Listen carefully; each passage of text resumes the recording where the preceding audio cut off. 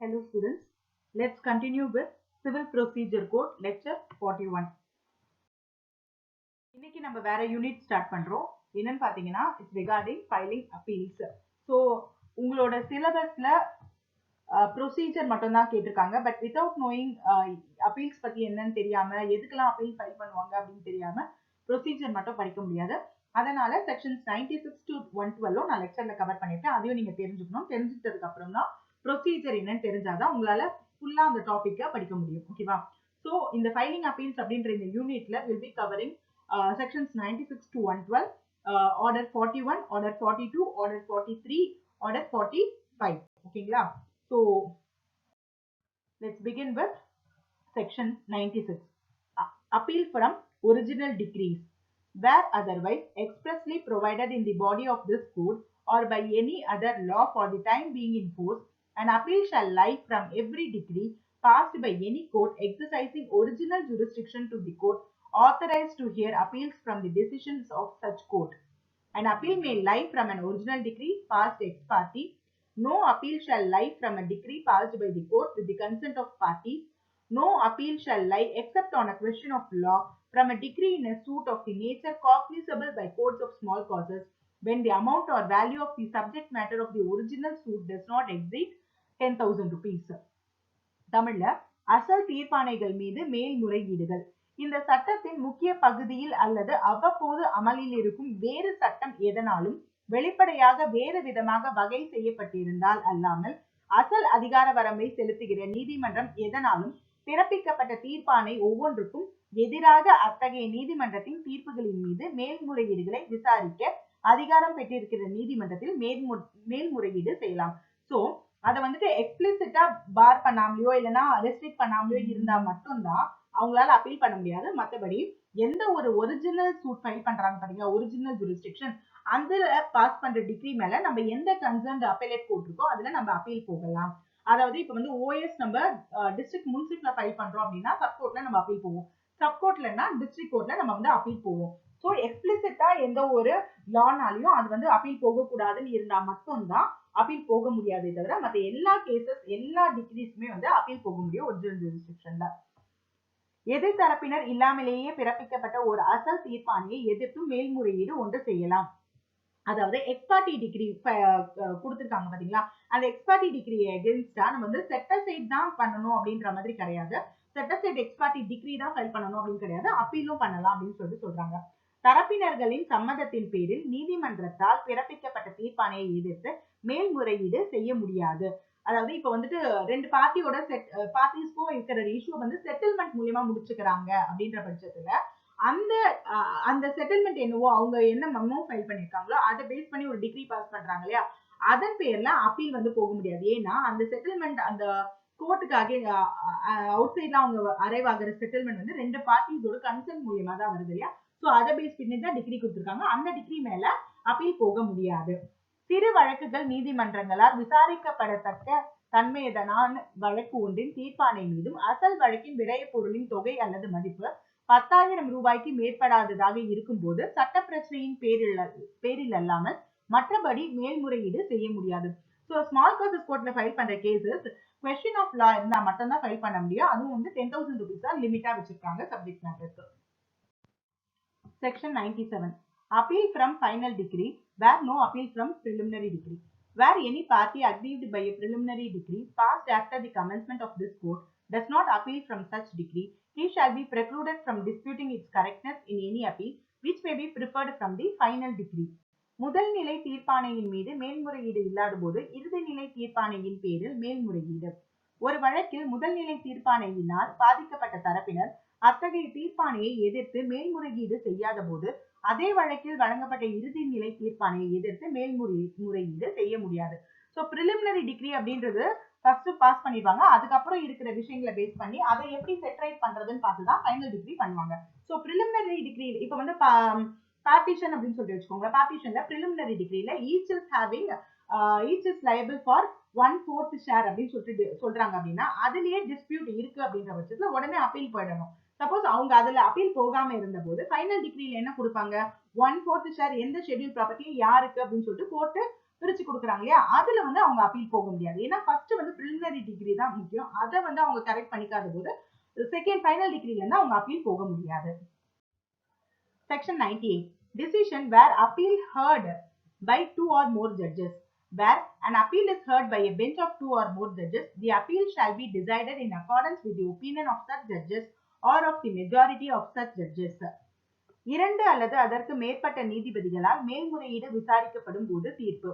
ஒரு மேல்முறையீடு 2 அல்லது அதற்கு மேற்பட்ட நீதிபதிகள் கொண்ட ஆயத்தால் விசாரிக்கப்படும் போது அத்தகைய நீதிமன்றத்தின் கருத்துக்கிணங்க அல்லது அத்தகைய நீதிபதிகளின் பெரும்பான்மை அதன் கருத்துக்கிணங்க அம்மேல்முறையீடு முடிவு செய்யப்படுதல் வேண்டும். ஸோ மெஜாரிட்டி பொறுத்து தான் வந்துட்டு அப்பீல்ல வந்து டிசைட் பண்ணுவாங்க. இப்போ வந்து ஒரு சிங்கிள் ஜட்ஜா இருக்கிறாங்க அப்படின்னா அவங்களோடதுதான் ஃபைனல். இதுவே வந்துட்டு பெஞ்சா இருக்குது பெஞ்ச் அப்படின்ற போது மோர் தென் 1 ஜட்ஜ், ஓகேவா?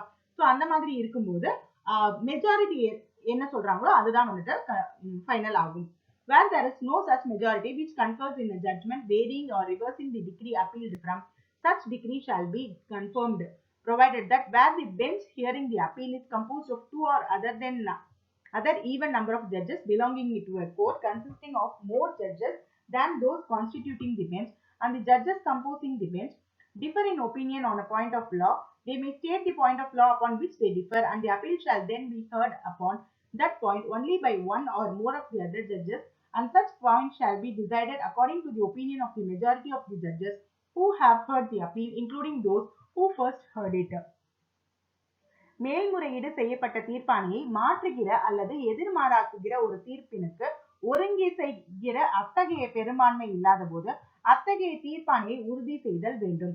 ஸோ இப்போ வந்துட்டு ஒரு ஜட்மெண்ட் இருக்கு, அந்த ஜட்மெண்ட் கீழ்கோர்ட் கொடுத்த ஜட்மெண்ட்டை வந்து அப்பீல மாத்துறாங்க, ரிவர்ஸ் பண்றாங்க அப்படின்னா அப்போ அதுக்கான என்ன ப்ரொவிஷன் அப்படின்றத என்ன சொல்றாங்க, என்ன ஃபாலோ பண்ணுவாங்க அப்படின்னு சொல்லிட்டு.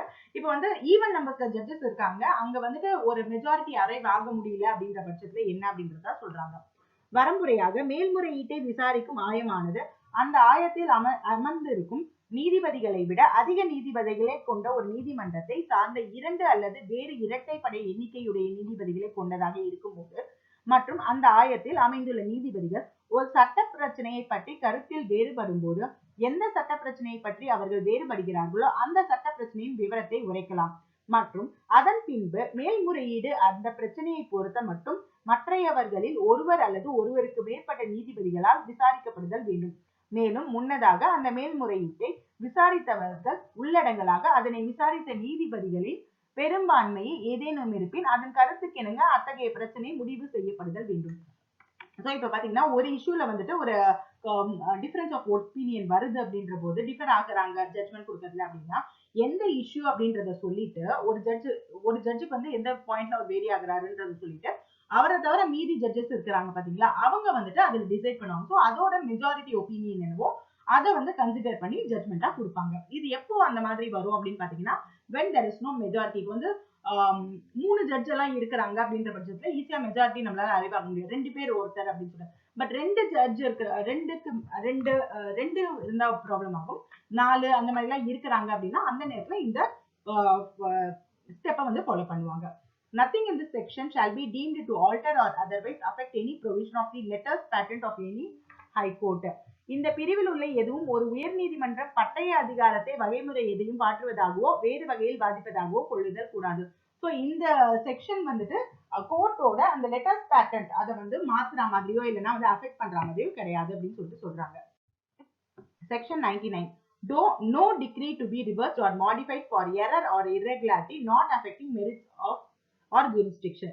No decree shall be reversed or substantially varied, nor shall any case be remanded in appeal on account of any misjoinder of parties or causes of action or any error, defect or irregularity in any proceedings in the suit, not affecting the merits of the case or the jurisdiction of the court, provided that nothing in this section shall apply to non-joinder of a necessary party. தகுதிகளையோ அதிகார வரம்பையோ பாதிக்காத பிழை அல்லது முறைகேட்டினுக்காக தீர்ப்பாணையை எதிர்மாறாகுதலோ அல்லது மாற்றுதலோ கூடாது. வழக்கு தரப்பினர்களின் அல்லது வழக்கு மூலங்களின் தப்பு சேர்க்கை அல்லது வழக்கில் சேர்க்காமையினால் பாதிக்காத அல்லது வழக்கின் தகுதிகளையோ நீதிமன்றத்தின் அதிகார வரம்பையோ பாதிக்காத உரிமை வழக்கில் உள்ள நடவடிக்கைகள் எவற்றிலும் ஏற்பட்ட பிழை குறைபாடு அல்லது முறைகேடு காரணமாக மேல்முறையீட்டில் எந்த தீர்ப்பாணையையும் ரத்து செய்தல் கூடாது, அல்லது தீர்ப்பாணையை மாற்றுதல் கூடாது, அல்லது வழக்கை மீண்டும் விசாரிப்பதற்காக அனுப்புதல் கூடாது. இந்த பிரிவில் உள்ள எதுவும் ஒரு அவசியமான தரப்பினரை சேர்க்காமைக்கு பொருந்தாது. சோ இப்ப வந்துட்டு மிஸ்ஜாயிண்டர் அப்படின்லாம் இருக்கு இல்லையா, அந்த அது காசஸ் ஆஃப் ஆக்ஷன் சேர்க்கிறது. ஸோ ஏதாவது ஒரு டிஃபெக்ட் எரர் ஏதாவது இருக்குது அப்படின்னா அந்த காரணத்துக்காக மட்டுமே அந்த கேஸோட ஜட்மெண்ட் வந்து ரிவர்ஸ் பண்ண முடியாது, இல்லைன்னா கேன்சல் பண்ண முடியாது. சப்போஸ் அது வந்து கேஸோட மெரிட்ஸையோ இல்லைன்னா வந்து ஜூரிஸ்டிக்ஷனையோ அஃபெக்ட் பண்ணாம இருந்தா ஓகேவா. ஆனா இந்த ப்ரொவிஷன் வந்து நம்ம ஒரு கேஸுக்கு இம்பார்ட்டண்டா சேர்க்க வேண்டிய ஒரு பார்ட்டியை சேர்க்காம விட்டுட்டாங்க அப்படின்னா அதுக்கு பொருந்தாது ஓகேவா. ஏன்னா நம்ம அதுல ஆல்ரெடி பார்த்திருக்கோம், இம்பார்ட்டன்டான அதாவது நெசசரி பார்ட்டிஸ் எல்லாருமே சேர்த்து இருந்து வர ஆர்டர் தான் வந்துட்டு செல்லும். அப்படி இல்ல அப்படின்னா அதை வந்துட்டு ரிவர்ஸ் பண்ண முடியும் அப்படின்றத நமக்கே தெரியும், ஆல்ரெடி பார்த்திருக்கோம். Section 99A.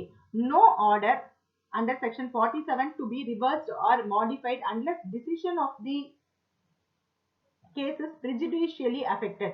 Without prejudice to the generality of the provisions of Section 99, no order under Section 47 shall be reversed or substantially varied on account of any error, defect or irregularity in any proceeding relating to such order unless such error, defect or irregularity has prejudicially affected the decision of the case. வழக்கின் தீர்ப்பை குந்தகப்படுத்தும் வகையில் பாதித்தாலன்றி 47வது பிரிவின் படியான கட்டளை எதனையும் எதிர்மாறாக்குதலோ அல்லது மாற்றுதலோ கூடாது. 99வது பிரிவின் பொது வகை முறைகளுக்கு பாதகமில்லாது 47வது பிரிவின் படி பிறப்பிக்கப்பட்ட கட்டளையுள்ள பிழை, குறைபாடு அல்லது முறைகேடானது வழக்கின் தீர்ப்பை குந்தகப்படுத்தும் வகையில் இல்லாத போது அந்த கட்டளையை தள்ளுபடி செய்தல் கூடாது. ஸோ செக்ஷன் 47ல பாத்தீங்கன்னா எக்ஸிகியூஷன் பத்தி சொல்லியிருப்பாங்க. ஏதாவது ஒரு டிகிரி எக்ஸிக்யூட் பண்ணும்போது அதுல வர கொஸ்டின்ஸை வந்து டிட்டர்மைன் பண்ற பொறுப்பு. அதுல டிட்டர்மைன் பண்ற விஷயங்களை வந்துட்டு தேவையில்லாம அதர் தென் டிஃபெக்டோ இல்லைன்னா பெரிய இர்ரெகுலாரிட்டியோ இருந்ததுன்னா அதை வந்து அப்பீல்ல போகும்போது கேன்சல் பண்ணக்கூடாது. அதர் தென் அதோட கேஸோட மெரிட்ஸ் அஃபெக்ட் ஆயிருந்தா மட்டும்தான் பண்ணணும் அப்படின்னு சொல்றாங்க. ஸோ இது வந்துட்டு டிகிரி எக்ஸிக்யூட் பண்ணும்போது ஏதாவது ஒரு கொஸ்டின் ரைஸ் ஆகும்போது அதை டிட்டர்மைன் பண்றாங்க எக்ஸிக்யூஷன் கோர்ட், அந்த ஆர்டர்ஸ் பொறுத்தது தான் இந்த அப்பீல். நெக்ஸ்ட் வந்து பாத்தீங்கன்னா அப்பீல்ஸ் ஃப்ரம் அப்பெலேட் டிகிரி. இவ்வளவு செக்ஷன் 96 to 99 வரைக்கும் பார்த்தது என்னன்னு பாத்தீங்கன்னா 99A வரைக்கும் அப்பீல்ஸ் ஃப்ரம் ஒரிஜினல் டிகிரி. அதாவது ஒரு கேஸை நம்ம ஃபர்ஸ்ட் ஃபைல் பண்றோம், அந்த கேஸ்ல ஒரு டிகிரி கொடுக்குறாங்க இல்லையா, அந்த டிகிரி மேல அதாவது அசல் வழக்கு நம்ம ஃபைல் பண்ண ரெகுலர் கோர்ட்ல அந்த ஆர்டர் மேல நம்ம வந்து டிகிரி மேல நம்ம போற அப்பீல்ல தான் வந்துட்டு அப்பீல்ஸ் ஃப்ரம் ஒரிஜினல் டிகிரி அப்படின்னு சொல்லிட்டு பார்த்துட்டு இப்போ வந்து நம்ம பார்க்க போறது என்னன்னு பாத்தீங்கன்னா அப்பீல்ஸ் ஃப்ரம் அப்பெலேட் டிகிரி, அதாவது செகண்ட் அப்பீல். இப்போ ஒரு அப்பீல் நம்ம நடத்திட்டோம், அந்த அப்பீல்ல நமக்கு ஒரு டிகிரி கொடுத்துட்டாங்க ஓகேவா, மேல்முறையீடு நடத்தி அதுல ஒரு டிகிரி கொடுத்துட்டாங்க. அந்த டிகிரி நமக்கு வந்து ஃபேவரா இல்ல அப்படின்ற போது அதன் மேல ஒரு அப்பீல் நம்ம போக முடியாது, அது வந்து செகண்ட் அப்பீல் அப்படின்னு சொல்லுவாங்க. சோ அது என்ன அப்படின்றத நம்ம பார்க்க போறோம். So section 100 deals with second appeal. Save as otherwise expressly provided in the body of this code or by any other law for the time being in force, an appeal shall lie to the High Court from every decree passed in appeal by any court subordinate to the High Court if the High Court is satisfied that the case involves a substantial question of law. இரண்டாவது மேல்முறையீடு இந்த சட்டத்தின் முக்கிய பகுதியில் அல்லது அவ்வப்போது அமலில் இருக்கும் வேறு சட்டம் எதனாலும் வெளிப்படையாக வேறு விதமாக சொல்லப்பட்டிருந்தாலன்றி மற்றபடி கீழ் நீதிமன்ற தீர்ப்பை எதிர்த்து மேல்முறையீடு செய்யலாம். சோ வேற எந்த இடத்துலயும் வந்துட்டு ரெஸ்ட்ரிக்ட் பண்ணாம வேற எந்த ஒரு ப்ரொவிஷன் ஆஃப் லாலையும் வந்துட்டு இந்த அப்பீல் போக முடியாதுன்னு இருந்தா மட்டும்தான் அப்பீல் போக முடியாது. மற்ற எல்லா நேரத்துலயுமே வந்து ஒரு அப்பீல்ல ஒரு டிகிரி கொடுத்துருக்காங்க அப்படின்னா, ஒரு தீர்ப்பாணை கொடுத்துருக்காங்கன்னா அது மேல நம்ம அப்பீல் போக முடியும் அப்படின்னு சொல்லிட்டு சொல்றாங்க. An appeal may lie under this section from an appellate decree passed ex parte.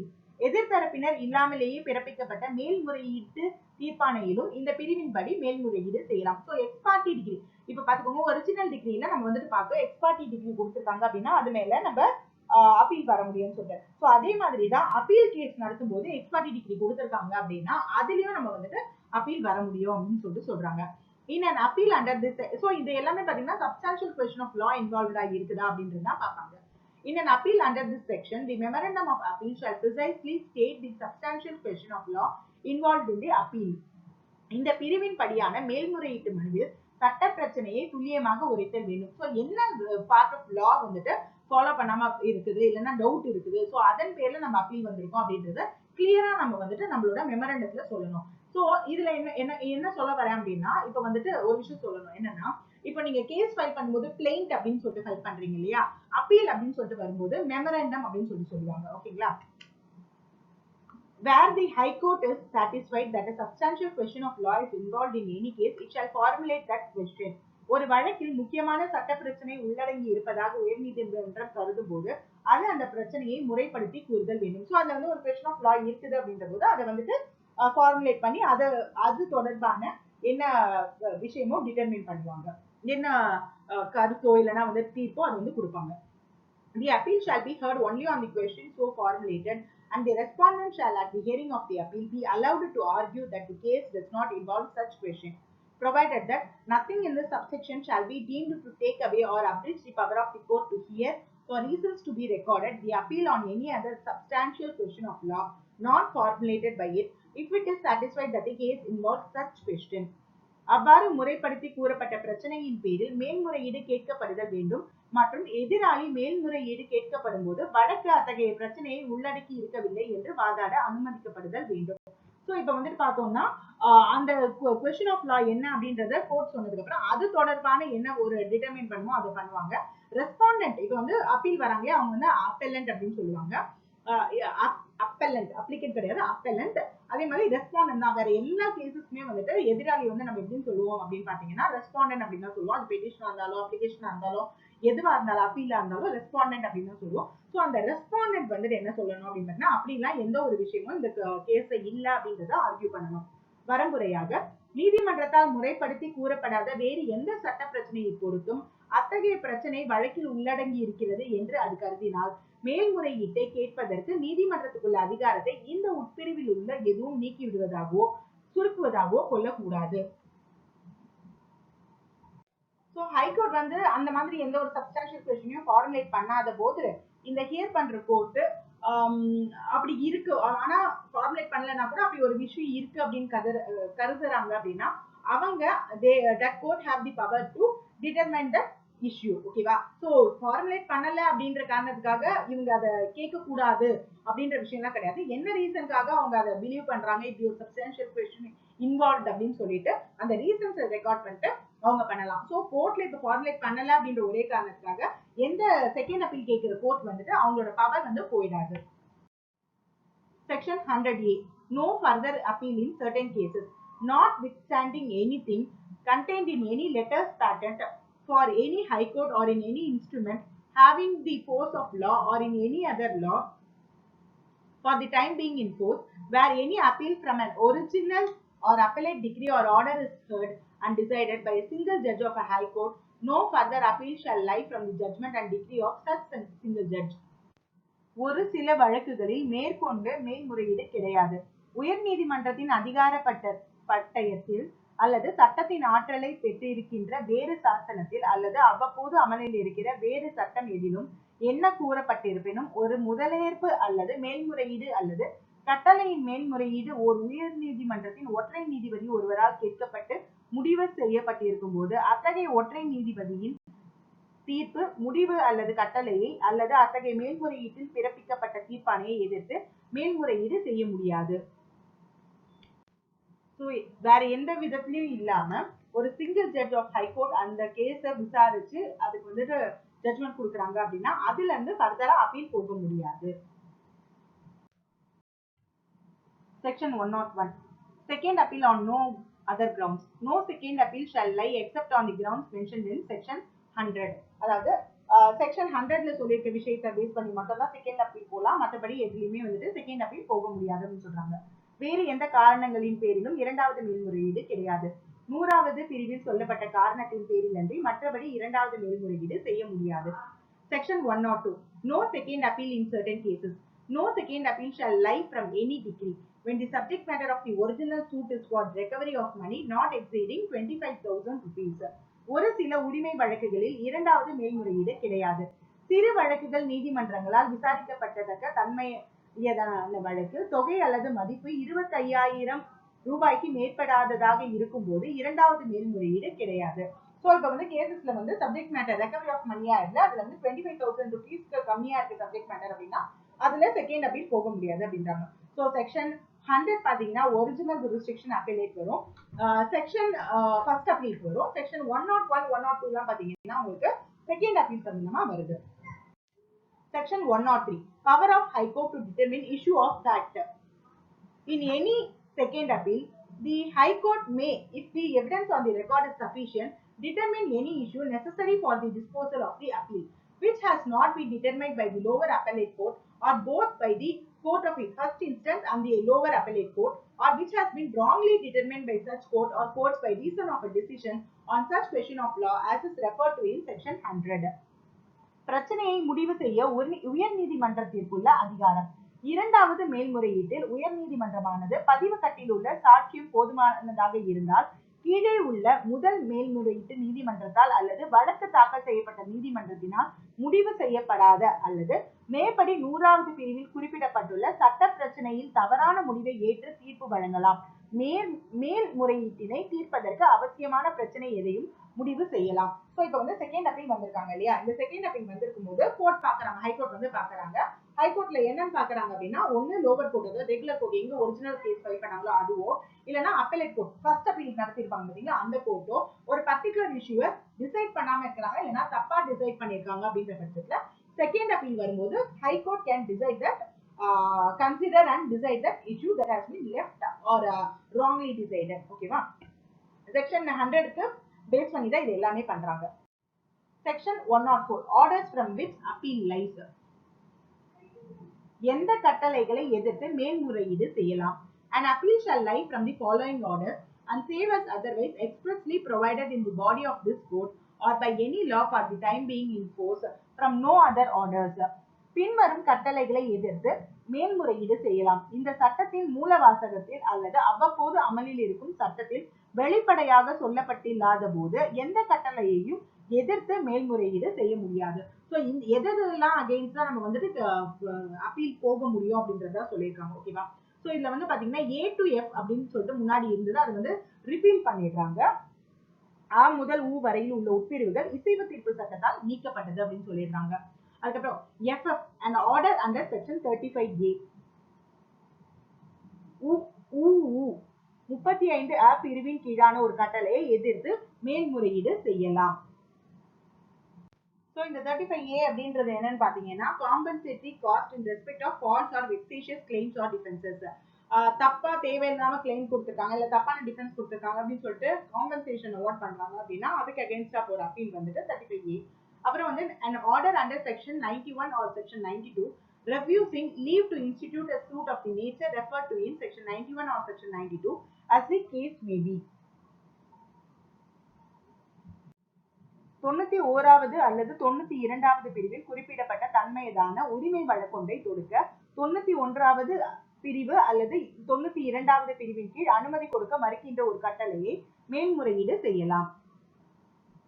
Section 91 92 எது தொடர்பானது அப்படின்னு பாத்தீங்கன்னா செக்ஷன் 91 வந்து பப்ளிக் நியூசன்ஸ் தொடர்பானது, செக்ஷன் 92 பாத்தீங்கன்னா பப்ளிக் சேரிட்டி. ஸோ இது தொடர்பான கேசஸ் ஃபைல் பண்ணணும் அப்படின்னா அதுக்கான பெர்மிஷன் வந்து வாங்குறாங்க இல்லையா, அந்த மாதிரி கொடுக்கல, அதை அக்செப்ட் பண்ணல அப்படின்னா அந்த நேரத்தில் அப்பீல் போக முடியும் அப்படின்றது. நெக்ஸ்ட் வந்து an order under section 95 95வது பிரிவின் கீழ் பிறப்பிக்கப்பட்ட ஒரு கட்டளை. ஸோ இந்த 95 அப்படின்றது என்னன்னு பாத்தீங்கன்னா compensation for obtaining arrest attachment or injunction on insufficient grounds. இப்போ இந்த சட்டத்தின் 95வது பிரிவு இதுல என்னன்னு பாத்தீங்கன்னா இப்போ வந்து தேவையில்லாம அரெஸ்ட் அதெல்லாம் பண்ணிருக்காங்க பாத்தீங்களா இன்சஃபிஷியன்ட் கிரவுண்ட்ஸ் மூலியமா, சோ அதன் மேல வந்துட்டு நம்ம இது போகலாம், அட்டாச்மெண்ட் பண்ணிருக்காங்க அப்படின்னாலும் அது மேல நம்ம வந்து அப்பீல் போக முடியும். An order under any of the provisions of this code imposing a fine or directing the arrest or detention in the civil prison of any person except where such arrest or detention is in execution of a decree. இந்த சட்டத்தின் வகைமுறைகளின் கீழ் அபராதத்தை விதிக்கிற அல்லது நபர் எவரையும் கைது செய்ய அல்லது ஒரு உரிமையியல் சிறையில் காவலில் வைக்க உத்தரவிடுகிற ஒரு கட்டளை ஒரு தீர்ப்பாணையை நிறைவேற்றும் வாயிலாக அத்தகைய கைது செய்தல் அல்லது இருத்தி வைத்தல் இருக்கும் போது தவிர, அதாவது வேற எந்த காரணத்துக்காகவும் ஃபைனோ இல்லைன்னா அரெஸ்டோ டிடென்ஷன் சிவில் பிரிசன்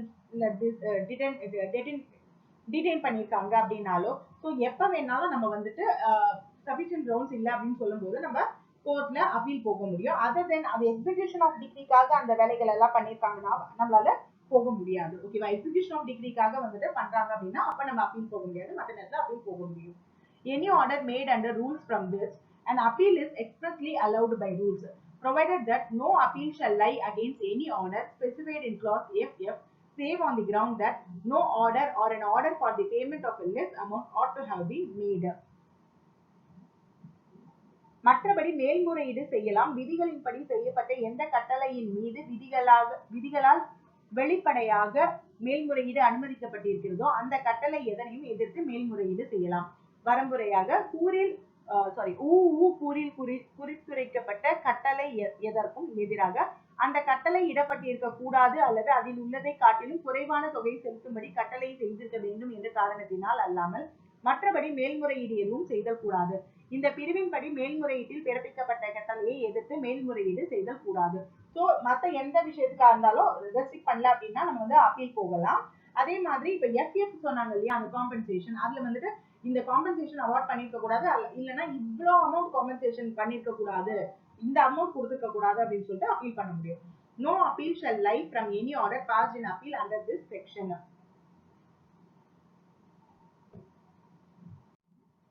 இந்த பிரிவின்படி மேல்முறையீட்டில் பிறப்பிக்கப்பட்ட கட்டளையை எதிர்த்து மேல்முறையீடு செய்யக்கூடாது. ஸோ இந்த செக்ஷன் 104க்கு கீழே கொடுக்கப்படுற ஒரு அப்பீல் பேஸ் பண்ணி, அந்த ஆர்டர் பேஸ் பண்ணி வேற ஒரு அப்பீல் போகக்கூடாது அப்படின்னு சொல்லிட்டு சொல்றாங்க. Section 105 Other orders. Save as otherwise provided no appeal shall lie from any order made by a court in the exercise of its original or appellate jurisdiction, but where a decree is appealed from any error, defect or irregularity in any order affecting the decision of the case may be set forth as a ground of objection in the memorandum of appeal, notwithstanding anything contained in subsection 1, where any party aggrieved by an order of remand from which an appeal lies does not appeal therefrom, he shall therefore be precluded from disputing its correctness.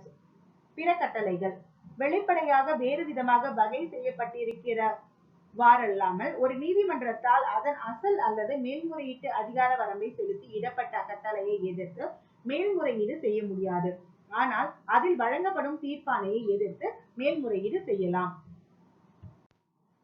ஒன்றாவது உட்பிரிவில் என்ன கூறப்பட்டிருப்பினும் எந்த மறுதணுப்பு கட்டளையின் மீது மேல்முறையீடு இருக்கிறதோ அந்த கட்டளையினால் குறையுற்ற தரப்பினர் மேல்முறையீடு செய்து கொள்ளாத போது அவர் அதன் பின்பு அந்த கட்டளையை எதிர்த்து ஆட்சேபிக்க முடியாது.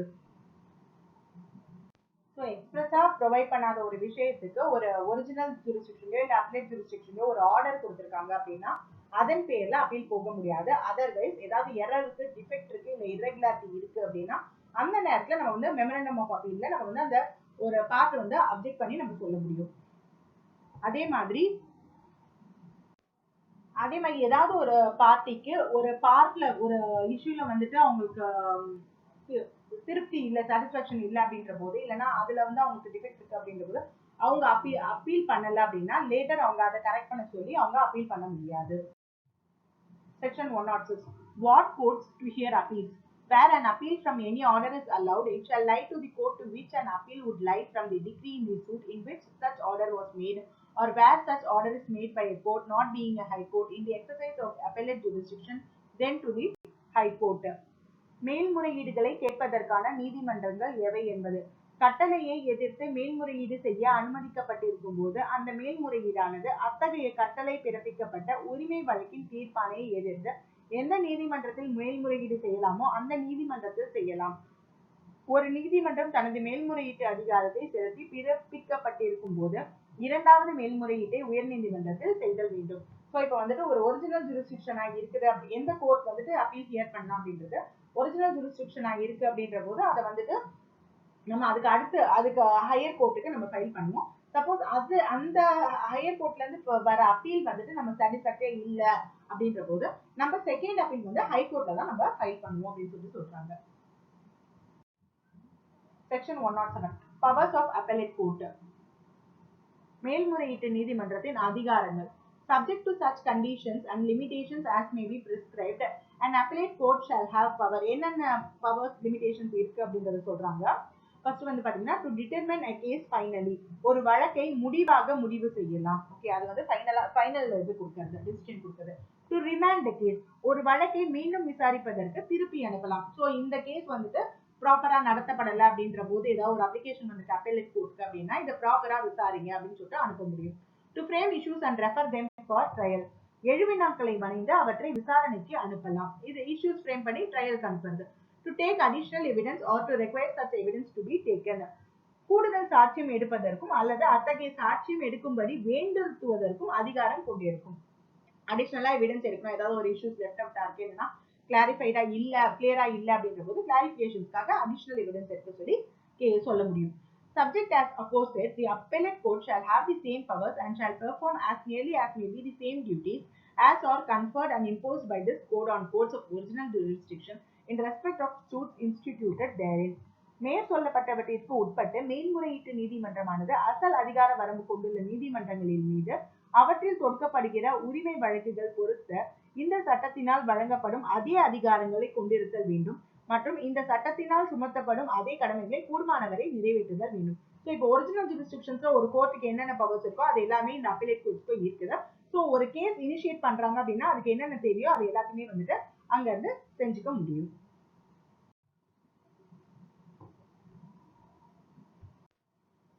Section 108, Procedure in Appeals from Appellate Decrees and Orders.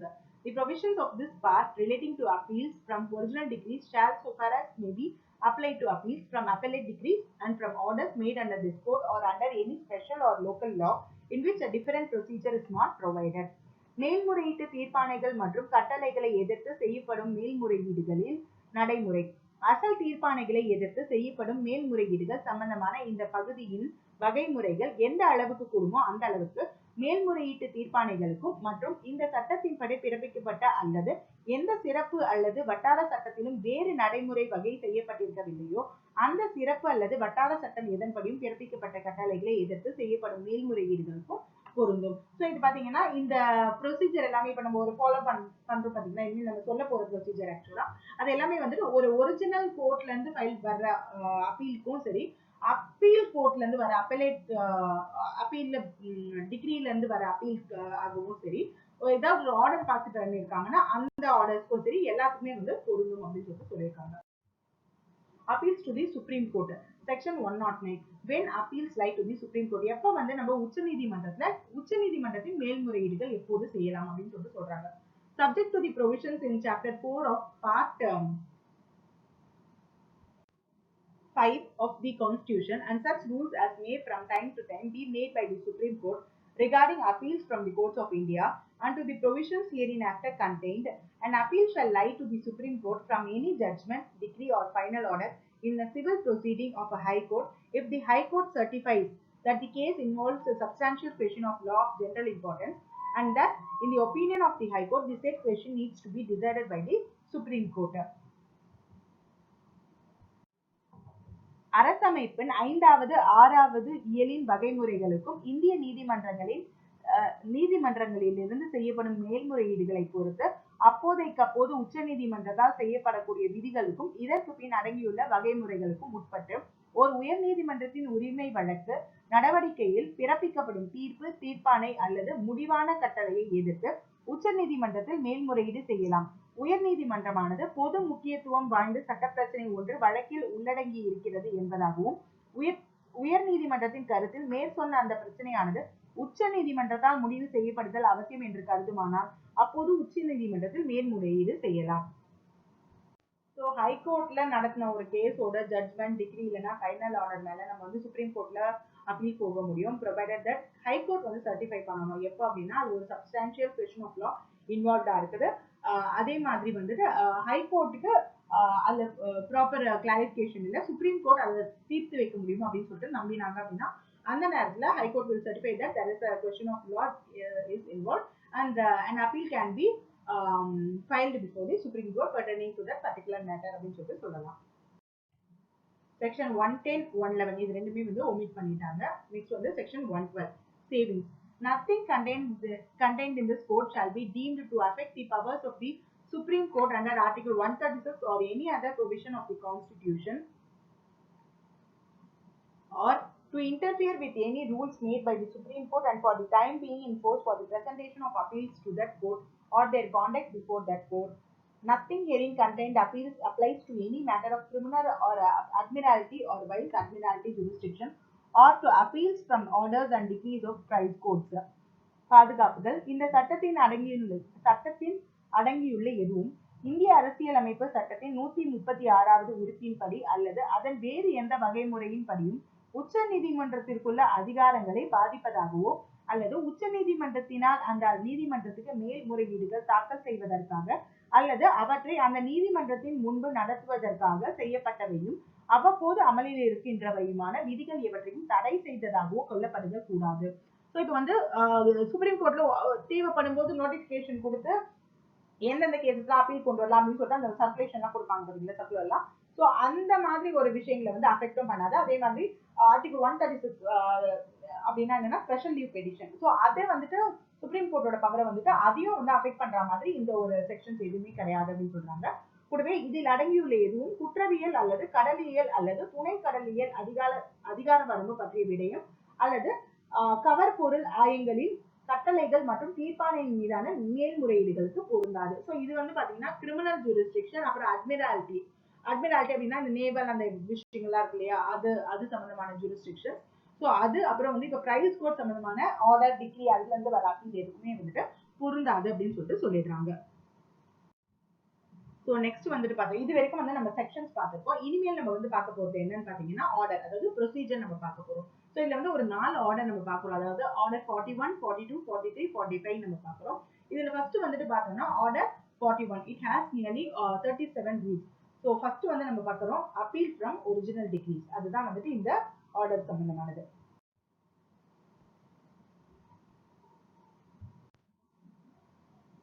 Rule 1, form of appeal. What to accompany memorandum.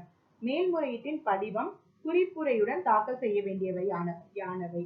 So என்னென்னலாம் நம்ம வந்துட்டு மெமரண்டம்ல நம்ம ஃபைல் பண்ணணும் அப்படின்னு சொல்லியிருக்காங்க இந்த ரூல் 1ல. ஸோ இப்போ வந்து பாத்தீங்கன்னா நான் முன்னாடியே சொல்லிட்டேன், கேஸ் ஃபைல் பண்ணும்போது நம்ம பிளைண்ட் அப்படின்னு சொல்லிட்டு ஃபைல் பண்றோம். அதுக்கு நடுவில் ஏதாவது நம்ம இன்டர்லாக்யூட்டரி அப்ளிகேஷன் ஃபைல் பண்றோம்னா பெட்டிஷன் ஃபார்மேட்ல ஃபைல் பண்றோம். இது வந்து மெமரண்டம் அப்படின்னு சொல்லிட்டு சொல்லுவாங்க. ஓகேவா, ஞாபகம் வச்சுக்கணும். அப்பீல் அப்படின்னாலே மெமரண்டம் ஆஃப் கிரவுண்ட்ஸ், மெமரண்டம் அப்படின்னு சொல்லிட்டு அர்த்தம். Okay, every appeal shall be prepared in the form of a memorandum signed by the appellant or his pleader and presented to the court or to such officer as it appoints in this behalf. The memorandum shall be accompanied by the copy of the judgment, provided that where 2 or more suits have been tried together and a common judgment has been delivered therefore, and 2 or more appeals are filed against any decree covered by that judgment, whether by the same appellant or by different appellants, the appellate court may dispense with the filing of more than one copy of judgment. ஒவ்வொரு மேல்முறையீடும் மேல்முறையீட்டாளரால் அல்லது அவருடைய வழக்கறிஞரால் கையொப்பமிட்டு தாக்கல் செய்யப்பட வேண்டும். எந்த தீர்ப்பை எதிர்த்து மேல்முறையீடு செய்யப்படுகிறதோ அந்த தீர்ப்பின் நகலை மேல்முறையீட்டுடன் தாக்கல் செய்தல் வேண்டும். வரமுறையாக 2 அல்லது அதற்கு மேற்பட்ட வழக்குகள் ஒன்றாக விசாரணை செய்யப்பட்டு அவற்றிற்காக ஒரு பொது தீர்ப்பு வழங்கப்பட்டிருந்து ஒரே மேல்முறையீட்டாளரால் அல்லது ஒன்றுக்கு மேற்பட்ட முறையீட்டாளர்களால் அந்த தீர்ப்பை எதிர்த்து 2 அல்லது அதற்கு மேற்பட்ட மேல்முறையீடுகள் தாக்கல் செய்யப்பட்டிருக்கிற போது மேல்முறையீட்டு நீதிமன்றம் தீர்ப்பின் ஒன்றுக்கு மேற்பட்ட நகல்கள் தாக்கல் செய்வதை வேண்டாம் என விட்டுவிடலாம். ஸோ இப்போ நம்ம அப்பீல் ஃபைல் பண்ணும்போது ஃபர்ஸ்ட் வந்து என்ன இருக்கணும் அப்படின்னு பார்த்தீங்கன்னா அதுல மெமரண்டம் ஆஃப் கிரவுண்ட்ஸ், அதாவது on what grounds we are preferring appeal அப்படின்ற டீடைல்ஸ் எல்லாமே இருக்கணும். கூடவே அதுல வந்து அப்பெல்லண்ட் யார் அப்பீல் போறாங்களோ அவங்க வந்து அப்பெல்லண்ட் இல்லையா, மேல்முறையீட்டாளர், அவங்க வந்து அதுல சைன் பண்ணிருக்கணும். இல்லைன்னா ப்ளீடர் வந்துட்டு அட்வொகேட் வந்து சைன் பண்ணிருக்கணும். சைன் பண்ணி கோர்ட்ல பிரசென்ட் பண்ணணும்.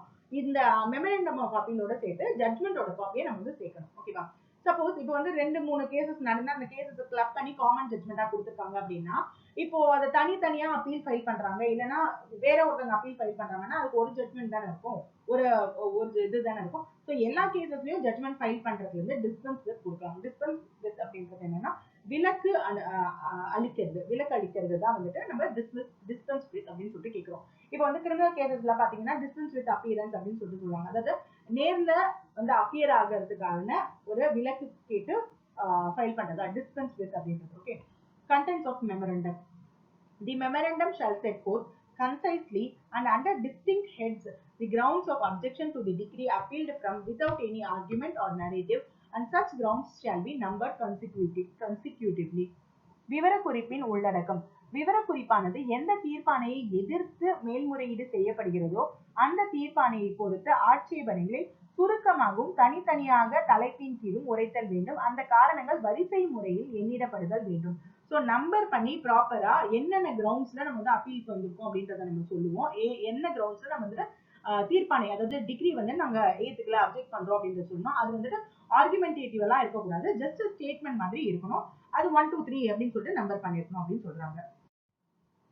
Where the appeal is against a decree for payment of money, the appellant shall, within such time as the appellate court may allow, deposit the amount disputed in the appeal or furnish such security in respect thereof as the court may think fit. மேல்முறையீடானது பண செலுத்தத்துக்கான ஒரு தீர்ப்பாணையின் பேரில் இருக்கும்போது மேல்முறையீட்டாளர் மேல்முறையீட்டு நீதிமன்றம் அனுமதிக்கலாகும் காலத்திற்குள் மேல்முறையீட்டில் குறிப்பிடப்பட்டுள்ள தொகையை வைப்பீடு செய்தல் வேண்டும், அல்லது அது பொறுத்து நீதிமன்றம் பொருத்தம் என கருதலாகும் பிணையத்தை கொடுத்தல் வேண்டும். ஸோ இதுல பாத்தீங்கன்னா இப்போ நான் அமௌண்ட் பே பண்ணணும் அப்படின்னு சொல்லிட்டு டிகிரி வந்துருச்சு. ஓகே, நான் அமௌண்ட் பே பண்ணணும், டிகிரி வந்துருக்கு. ஸோ அதன் மேல நான் வந்து அப்பீல் வரேன் அப்படின்னா, ஸோ என்ன ஒரு அமௌண்ட்டை வந்து நான் கோர்ட்ல முன்னாடியே நான் பே பண்ணிடணும், டெபாசிட் பண்ணிடணும் அப்படின்னு சொல்லிட்டு சொல்றாங்க. ஏன் அப்படின்னு பாத்தீங்கன்னா, only then I will be having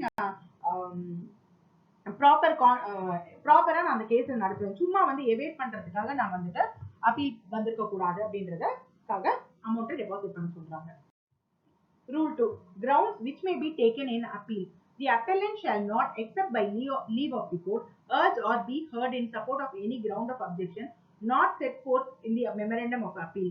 But the appellate court in deciding the appeal shall not be confined to the grounds of objections set forth in the memorandum of appeal or taken by leave of the court under this rule, provided that the court shall not rest its decision on any other ground unless the party who may be affected thereby has had a sufficient opportunity of contesting the case on that ground. மேல்முறையீட்டிற்கு கூறலாகும் காரணங்கள். நீதிமன்றத்தின் அனுமதி இல்லாமல் மேல்முறையீட்டாளர் மேல்முறையீட்டு விவரக்குறிப்பில் கூறப்படாத ஆட்சேபனையை எடுத்து சொல்லுதலோ அல்லது கேட்கப்படுதலோ கூடாது. எனினும் மேல்முறையீட்டு நீதிமன்றம் மேல்முறையீட்டு தீர்மானிப்பதில் மேல்முறையீட்டு விவரக்குறிப்பில் விவரிக்கப்பட்ட அல்லது இந்த விதியின்படி நீதிமன்றத்தின் அனுமதியின் பேரில் விவரிக்கப்பட்ட ஆட்சேபனை காரணங்களின் எல்லைக்குள்ளேயே இருக்க வேண்டியதில்லை. வரம்புரையாக, தீர்ப்பு ஒன்றால் பாதிக்கப்படும் தரப்பினருக்கு வழக்கில் எதிர்வாதம் செய்ய போதிய வாய்ப்பும் அளிக்காமல் நீதிமன்றம் அதில் ஒரு முடிவுக்கு வருதல் கூடாது. சோ இப்ப வந்து பாத்தீங்கன்னா ஒரு மெமரண்டம் ஆஃப் அப்பீல் கொடுக்குறோம் இல்லையா, சப்மிட் பண்றோம் இல்லையா, அதுல வந்துட்டு ஏதாவது ஒரு அப்ஜெக்ஷன்ஸ் நம்ம ரைஸ் பண்ணாம அதை பின்னாடி நம்ம வந்து கோர்ட்ல ஆர்கியூ பண்ணக்கூடாது அப்படின்னு சொல்றாங்க. ஹவவர் அதை வந்துட்டு இப்போ கோர்ட் நினைச்சாங்க அப்படின்னா அதை பத்தி கன்சிடர் பண்ண முடியுமே தவிர அப்பீல் அந்த கிரவுண்ட்ஸ் இல்ல அப்படின்ற காரணத்துக்காக அதை அப்பீல் கோர்ட்டும் வந்துட்டு லெஃப்ட் அவுட் பண்ணிடணும் அப்படின்ற அர்த்தம் கிடையாது. ஓகேவா, நம்ம அதை ஆர்கியூ பண்ண முடியாது. நம்ம அப்ஜெக்ஷன்ஸ்ல ரைஸ் பண்ணாம இருக்கிறோம், அப்பீல்ல கொடுக்காம இருக்கிறோம், ஃபைல் பண்ணாம இருக்கிறோம்னா அதை பத்தி நம்ம பண்ண முடியாது. Without the permission of court. கோர்ட்டோட பெர்மிஷனோட நம்ம அந்த டாபிக் எடுக்கலாம். பட் கோர்ட்டோட பெர்மிஷனோட நம்ம அந்த மெமரண்டம்ல சொல்லாத ஒரு பாயிண்ட் நம்ம ஆர்கியூ பண்ண முடியாது. ஆனா கோர்ட் வந்து அப்படி ஒரு விஷயம் சொல்லாம லெஃப்ட் அவுட்டா இருக்குது, வேக்யூம் இருக்குது அப்படின்னா அதை வந்து கோர்ட் டிசைட் பண்ணலாம் அப்படின்னு சொல்லிட்டு சொல்றாங்க. Rule 3. Rejection or amendment of memorandum. Where the memorandum of appeal is not drawn up in the manner herein before prescribed, it may be rejected or be returned to the appellant for the purpose of being amended within a time to be fixed by the court or be amended then and there. So இப்போ வந்து பார்த்தீங்கன்னா ஒரு memorandum submit பண்ணுறாங்க, அது வந்து இதுக்கு முன்னாடி சொன்ன ப்ரொசீஜர் படி அவங்க ஃபைல் பண்ணாமல் இருக்காங்க அப்படின்னா ஒன்று அதை ரிஜெக்ட் பண்ணிடலாம், இல்லைன்னா ரிட்டர்ன் பண்ணி ப்ராப்பராக சப்மிட் பண்ணுங்க அப்படின்னு சொல்லிட்டு சொல்லலாம். மேல்முறையீட்டு விவரக்குறிப்பை நிராகரித்தல் அல்லது திருத்துதல். மேல்முறையீட்டின் விவரக்குறிப்பானது இதற்கு முன் குறிப்பிட்ட முறையில் வரையப்படாத போது அது நிராகரிக்கப்படலாம் அல்லது திருத்தப்படுவதற்காக மேல்முறையீட்டாளருக்கு திருப்பி கொடுக்கலாம் அல்லது அப்போதே அங்கேயே திருத்தப்படலாம். ஸோ உடனே டெக்னிக்கல் எரர் தான் இருக்கு, சின்னதா இருக்குது அப்படின்னா அதை வந்து உடனே திருப்பி கொடுங்க அப்படின்னு சொல்லிட்டு கூட கேட்க முடியும், சொல்ல முடியும். Where the court rejects any memorandum, it shall record the reasons for such rejection. மேல்முறையீட்டு நீதிமன்றம் நிராகரிக்கும் போது அத்தகைய நிராகரிப்பதற்கான காரணங்களை குறிப்பிடுதல் வேண்டும். ஸோ இது வந்து நம்ம எல்லா இடத்துலயுமே பார்த்துப்போம். அதாவது கோர்ட் ஒரு டெசிஷன் கொடுக்குறாங்க, ஒரு ஆர்டரை டிஸ்மிஸ் பண்றாங்க, இல்லைன்னா ஒரு ஆர்டர் கொடுக்குறாங்க ஃபேவரா அப்படின்னா கூட எல்லாத்துக்குமே கிரவுண்ட்ஸ் இல்லைன்னா வந்துட்டு reason should be mentioned, noted, recorded அப்படின்னு சொல்லியிருக்கோம். அதேதான் இப்போ வந்து ஒரு மெமரண்டம் ரிஜெக்ட் பண்றாங்க அப்படின்னா ஃபார் சம் ரீசன், அது என்ன ரீசன் அப்படின்றத ரெக்கார்ட் பண்ணணும். Where a memorandum of appeal is amended, the judge or such officer as he appoints in this behalf shall sign or initial the amendment. மேல்முறையீட்டின் விவரக்குறிப்பு ஒன்று திருத்தப்படுகிற போது நீதிபதியோ அல்லது நீதிபதியால் இதன் பொருட்டு நியமிக்கப்படும் அலுவலரோ திருத்தத்தில் கையொப்பமிடப்படுதல் வேண்டும் அல்லது சுருக்கொப்பமிடுதல் வேண்டும். சோ ஏதாவது ஒரு சேஞ்ச் நடக்குது, அப்பீல்ல வந்துட்டு சேஞ்ச் பண்ணி கொடுக்குறாங்க அப்படின்னா அதை ஜட்ஜ் வந்து அக்செப்ட் பண்ணிக்கிட்டாரு அப்படின்றது எப்படி தெரியும்னு பாத்தீங்கன்னா, ஜட்ஜ் வந்துட்டு அதுல சைன் பண்ணணும். ஜட்ஜோ இல்லைன்னா அதுக்கான ஏதாவது ஆஃபீஸர் இருக்காங்க அப்படின்னா அதை வந்து சைனோ இல்லை இனிஷியலோ பண்ணணும் அப்படின்றாங்க. Rule 3A. Application for condonation of delay. When an appeal is presented after the expiry of the period of limitation specified therefore, it shall be accompanied by an application supported by affidavit setting forth the facts on which the appellant relies to satisfy the court that he has sufficient cause for not preferring the appeal within such period. 3A. தாமதத்தை மன்னிப்பதற்கான விண்ணப்பம். மேல்முறையீடு ஒன்று கால வரம்பு முடிந்த பின்பு தாக்கல் செய்யப்படுகின்ற போது அதனுடன் கால தாமத மன்னிப்பு மனு மற்றும் அபிடவிட்டை மேல்முறையீட்டுடன் தாக்கல் செய்தல் வேண்டும்.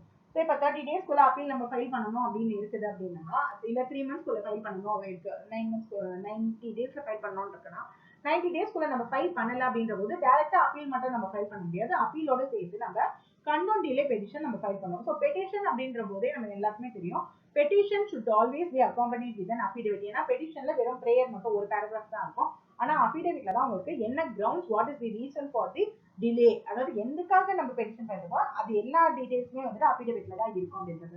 ஸோ இந்த கண்டோன் டிலே என்ன காரணத்துக்காக டிலே ஆச்சு அப்படின்ற ஒரு விஷயத்தை அஃபிடவிட்ல சொல்லி கண்டோன் டிலே பெட்டிஷனோட சேர்த்து தான் ஃபைல் பண்ணணும்.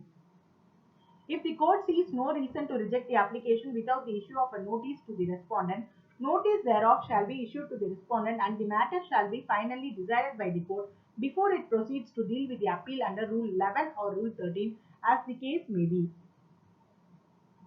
காலதாமதமாக மன்னிப்புக்கு முன்னர் அதற்கான அறிவிப்பு எதிராளிக்கு கொடுக்கப்படுதல் வேண்டும் மற்றும் அது 11வது விதி அல்லது 13வது விதியின்படி மேல்முறையீட்டினை மேல் நடத்த முற்படுவதற்கு முன்பு காலதாமதம் நீதிமன்றத்தால் அறுதியாக முடிவு செய்யப்படுதல் வேண்டும். சோ இப்ப வந்து பாத்தீங்கன்னா இந்த கண்டோன் டிலே பெட்டிஷன் கூட ஆப்போனன்ட் பார்ட்டிக்கு, அதாவது ரெஸ்பாண்டன்ட் வந்து நோட்டீஸ் கொடுக்கணும் அப்படின்னு சொல்றாங்க. அவங்க கிட்ட இருந்து வந்ததுக்கு அப்புறம் பதில் வந்ததுக்கு அப்புறம் தான் அவங்க ரெப்ரசென்ட் பண்ணதுக்கு தான் ஃபர்தரா ப்ரொசீட் பண்ணணும் அப்படின்னு சொல்றாங்க. Where an application has been made under Sub-Rule 1, the court shall not make an order for the stay of execution of the decree against which the appeal is proposed to be filed so long as the court does not, after hearing under Rule 11, decide to hear the appeal.